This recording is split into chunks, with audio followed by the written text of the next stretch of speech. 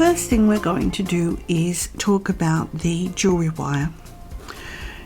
Jewellery wire is very strong. It's stainless steel, quite a few strands of stainless steel, and it has a nylon coating. So it's very strong, and it's also very flexible and soft. You can damage it though, so I always hold it a little bit reverently and don't sort of grab hold of it like it's a thread, because if you bend it too much, it does kink. So you have to be, a little bit more reverent with it. Once you've got your beads on there, it's absolutely fine, but just while you're working with it, it's a good idea. You can just chop off the end of it so I can continue on. Okay, now to begin, also too, you can see it's quite firm, so I don't need to use a beading needle with this. I can just thread the beads straight on, which is great. Now I'm going to thread them on one end, but I don't want them to come off the other end. So on one end of them, what I'm going to do is I'm going to take my bead stopper and see, look, I just bend it over the back of my finger like that and pop that on. That will stop the beads falling off. Now you can, if you knew exactly what you were going to do, put your clasp on and then you don't need this, or you could put some tape on if you've got some tape. But I want to do the center of my necklace and then work out the sides as well. So that way, by putting this on the end, it means I can make my necklace and then I don't have to remake it because I got the size wrong. I can adjust it as I go. So I'm going to start threading on some beads. Now the core of the design is I've got one crystal cube, one of my crystal rondelles, and one donut bead. Now that's the basis of my design. What I want to do now is I want to space these little designs apart. This is such a simple, easy necklace. I mean, obviously you can do it however you like, but this was just the idea or my version of this lovely necklace. So I've put on now a bugle bead, a 3mm crystal and a bugle bead, and then I'm just going to continue on in this pattern until I've threaded them all up. So I'll just carry on now again with a crystal, a rondelle, a crystal, a bugle, a little 3mm crystal. I like the way that I've got different colours of blues coming in. I think it gives a nice interest to the necklace.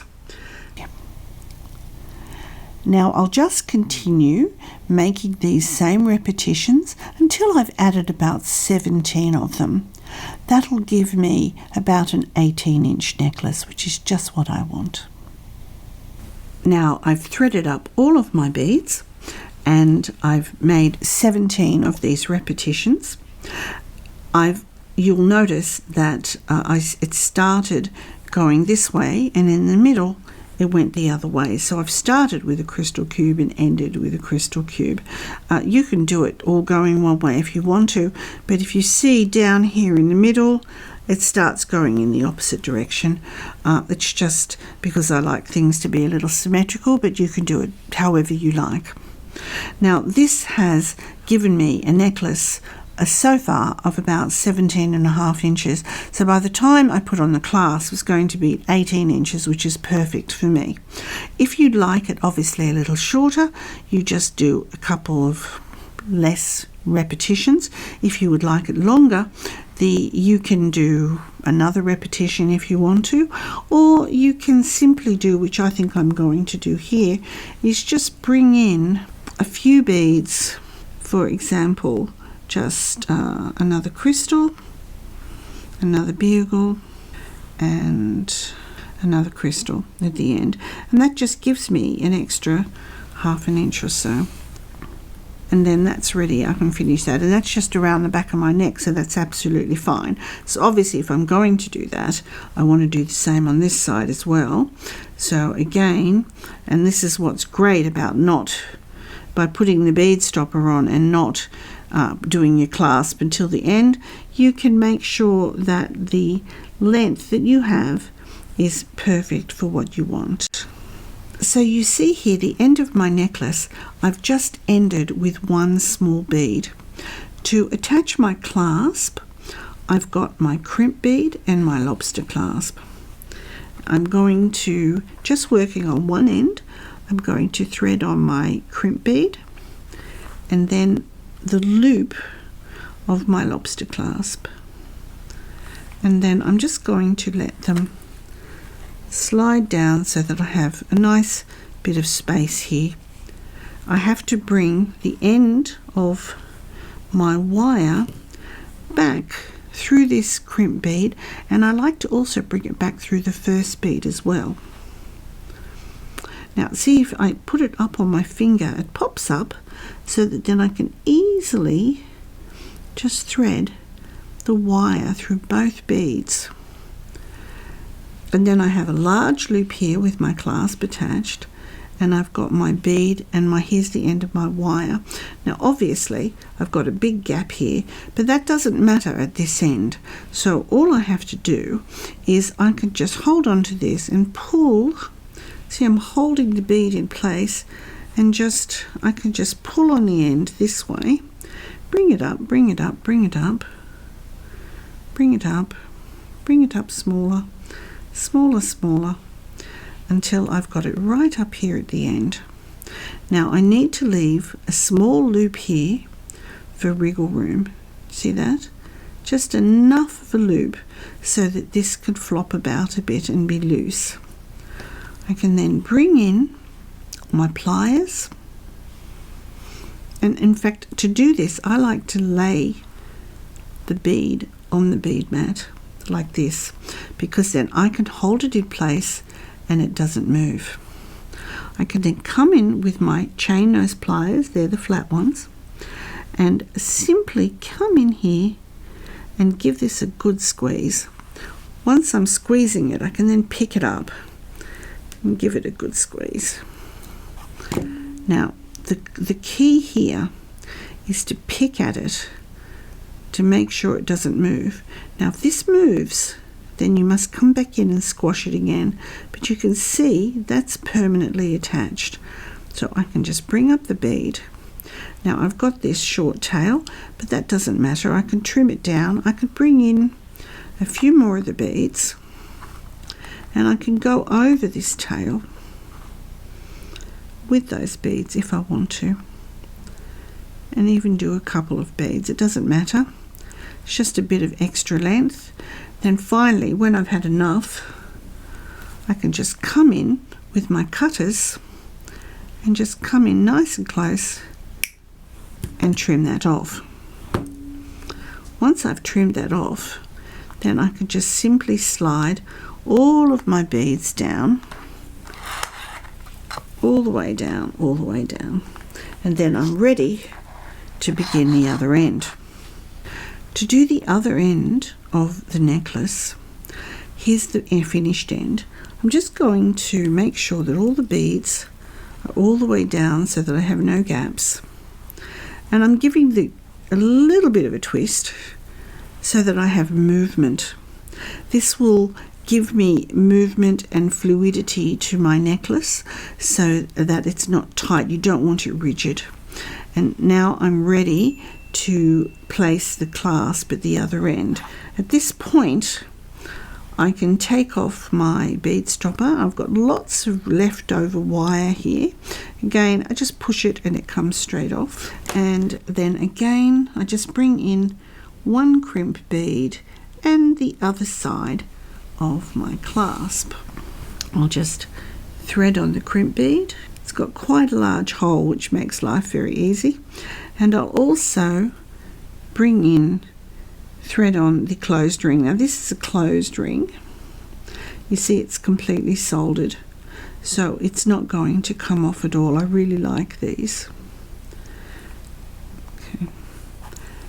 Now again, I'm going to thread back through the crimp and back through this first bead. So just bring them up and give myself some space. You can see that I've got the clasp right over here, and I've got quite a lot of space over here. That means I can bend around.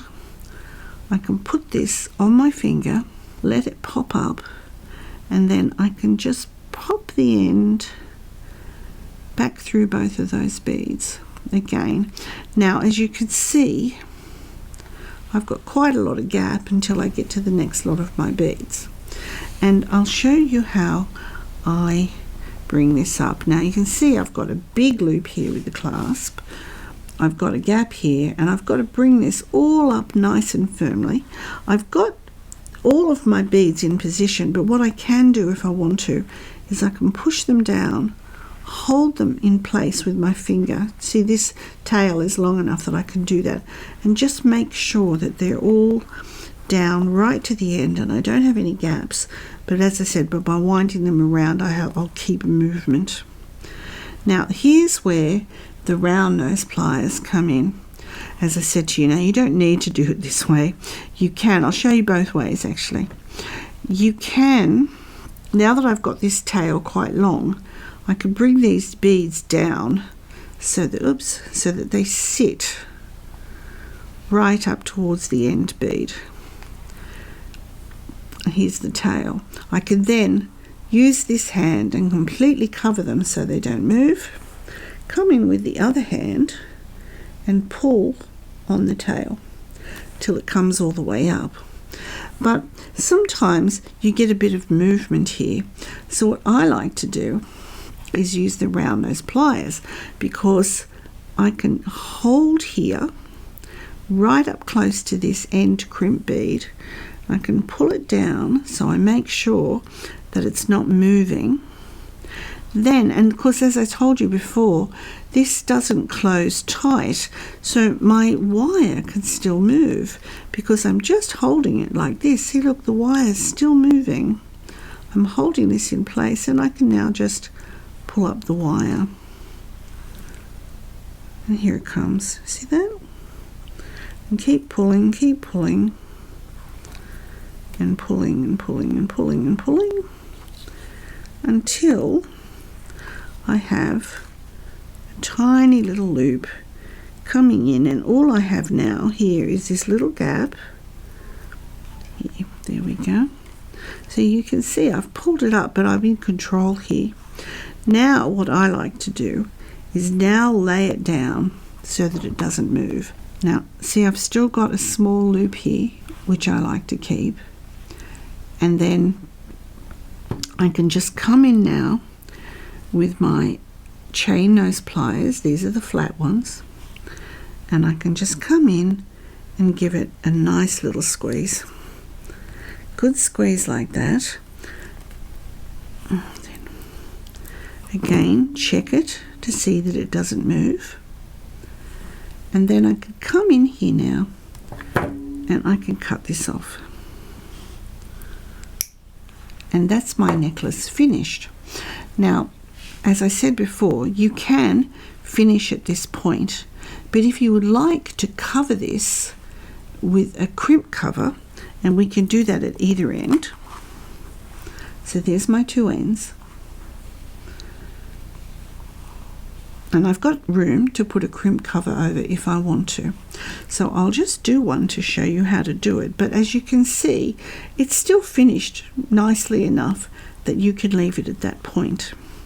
Now you can see the crimp cover is a horseshoe shape, and that's designed to fit around the little crimp and then close over it to make like a little bead. So I'll show you how to do that.